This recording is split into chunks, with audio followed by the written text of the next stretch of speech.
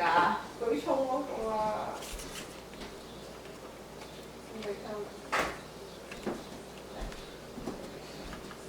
，Let me know when you're ready.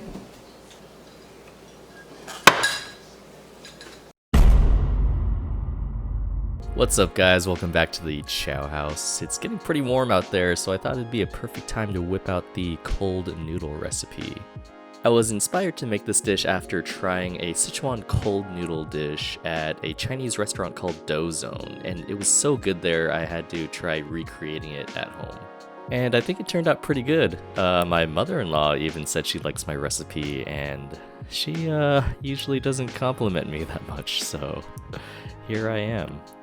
The noodles are a little numbingly spicy from the Sichuan chili oil, a little bit sweet, a little bit salty, got that freshness from the cucumber, and got some bouncy noodles, so that's pretty much it. Let's get right into it. Alright, so first thing we gotta do is make the Sichuan style chili oil. You can buy this type of oil at any Asian supermarkets, but for this recipe I'm making a pretty simple chili oil and it's super easy to make at home. So in a heat-proof bowl I'm going to add about a tablespoon of dried chili flakes and also about a tablespoon of this gochugaru. It's a Korean chili flake.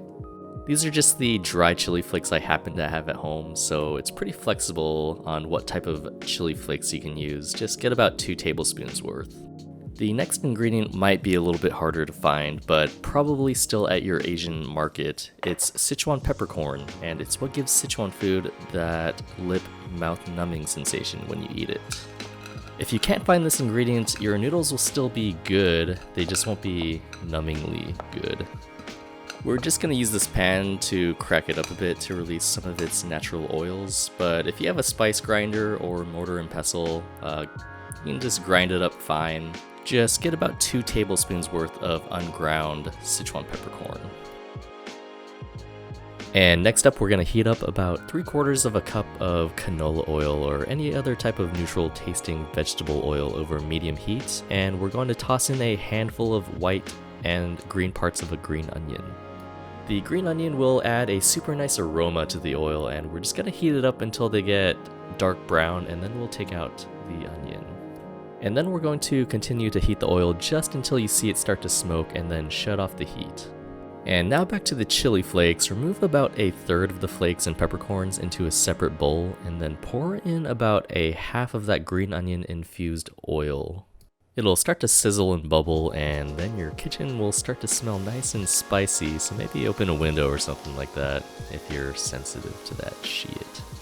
Now just wait like 10 minutes or so and then add in the rest of the flakes and peppercorn and some optional toasted sesame seeds and the remaining oil.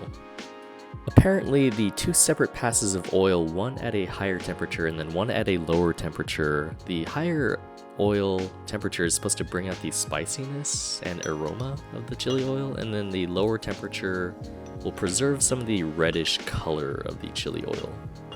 Just to jar that shit up, store it at room temperature in an airtight container until you're ready to use it, and it should stay good for years.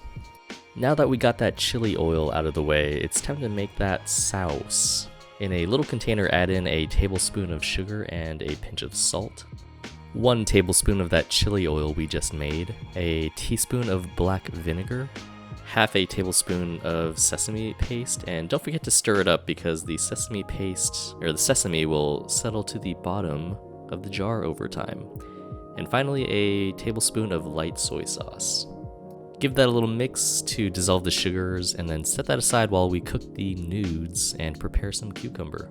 So I've got a large pot of water here at a rolling boil, and we're going to boil some alkaline noodles. These noodles are preferred because they have a bounciness and springy texture to their bite, just like ramen noodles.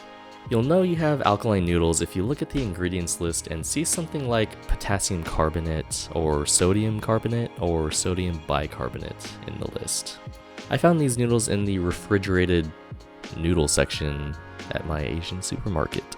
We're just going to cook these noodles according to the package instructions and then drain them and rinse them under cold water. If you can't find alkaline noodles, there's a very convenient and very good alternative using ordinary Italian pasta noodles and baking soda. I learned this trick from a YouTube channel called The Way of Ramen, and the trick is to add a tablespoon of baking soda per liter of boiling water.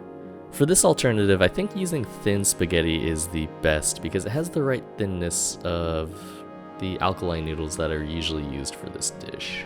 Now we just need to boil them for about 1 to 2 minutes longer than what it says on the box, and then they should be good to go. It'll be the same process as the previous noodles, just take them out, rinse them under cold water, and they'll be ready to go. And now the final thing that we gotta do before putting everything together is to julienne some English cucumber. And now all you gotta do is put the noodles in a bowl, mix in some sauce, garnish with some cucumber, and it's done. You can eat it now or chill it in the fridge until you're ready to eat.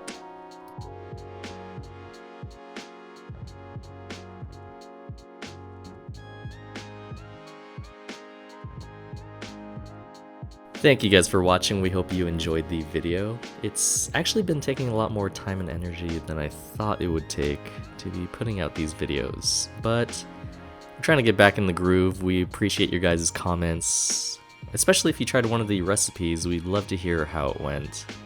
And next video coming up will be a salmon poke bowl.